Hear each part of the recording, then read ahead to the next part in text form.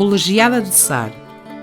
Abandonando o habitual bulício do centro da urbe e dirigindo-nos para sudeste, a pouco mais de 1 quilómetro poderemos visitar o popular bairro de Sar, que deve o seu nome ao popular ribeiro que o atravessa de norte a sul. Na sua margem, a poucos metros de uma velha ponte de origem românica, ainda hoje atravessada pelos peregrinos que percorrem a chamada Via da Prata e os caminhos do Sudeste, encontra-se a magnífica colegiada de Santa Maria a Maior e Real de Sar. O início dos trabalhos de construção do templo remonta-se ao começo do século XII, seguindo os desejos do canónico e tesoureiro da Catedral, Múnio Alfonso, que para esta empresa contou com o apoio decidido do seu amigo e superior, o poderoso arcebispo Diogo Gelmires.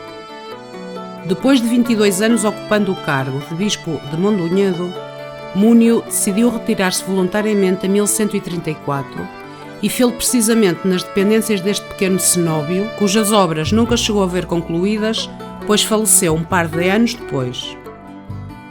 Embora os trabalhos não fossem dados como finalizados oficialmente até ao século XIII, foi precisamente Diogo Gelmires quem consagrou a igreja no ano 1140 e quem rubricou o diploma fundacional do pequeno mosteiro, que permitiu acolher nas suas dependências a primeira comunidade de frades agostinhos da Galiza. Ao longo dos séculos seguintes, a comunidade viveu uma época de esplendor, graças às numerosas doações e isenções por parte da coroa. No entanto, no século XVI, coincidindo com a transformação do priorato em colegiada e a posterior substituição da comunidade agostinha por membros do clero secular, começa um período de declínio que se acentua ao longo do século XVII, em que tanto a igreja como o seu claustro sofrem um evidente deterioro.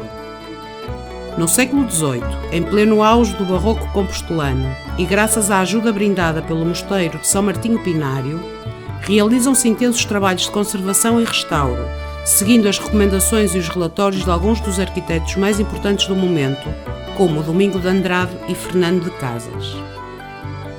Mas novamente no século XIX, o edifício é vítima de algum abandono, terminando por se converter em mais uma paróquia da Arquidiocese de Santiago Compostela.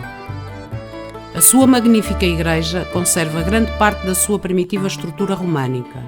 Do seu exterior, destacam-se os robustos arcobotantes construídos entre os séculos XVII e XVIII para proteger os muros setentrionais e evitar o seu desmoronamento, seja por erro técnico da sua construção, pela atrevida elevação das naves laterais, pelos deslizamentos do terreno instável em que se assenta ou simplesmente pela própria vontade dos que trabalharam na sua construção, os muros estão visivelmente inclinados para o exterior, o que obrigou a refazer a abóbada de canhão na sua totalidade durante o século XVI.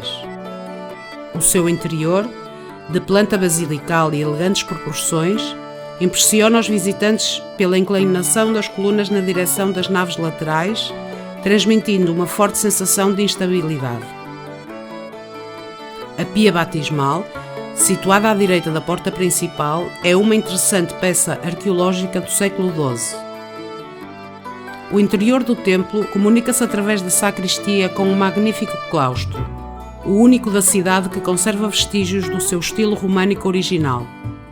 Apenas se conserva uma das alas, sendo o resto do claustro datado dos séculos XVII e XVIII.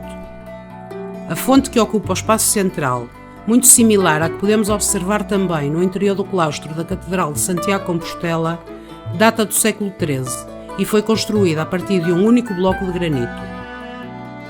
Dentro do pequeno museu, aberto em 1975, podem ver-se diversas peças de importante valor histórico e documental, como o já citado documento fundacional do templo, datado de 1136 e selado pelo arcebispo Diogo Gelmires.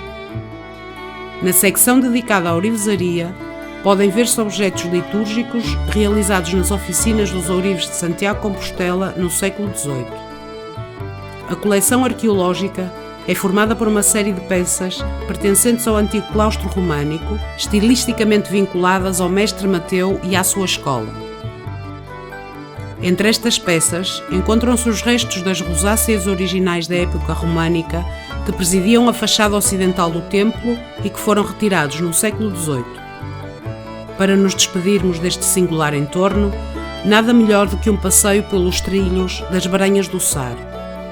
Ao longo de perto de 4 km, descobriremos o ambiente rural de Santiago de Compostela, com campos de cultivo, moinhos, canais, hortas e um bosque ribeirinho.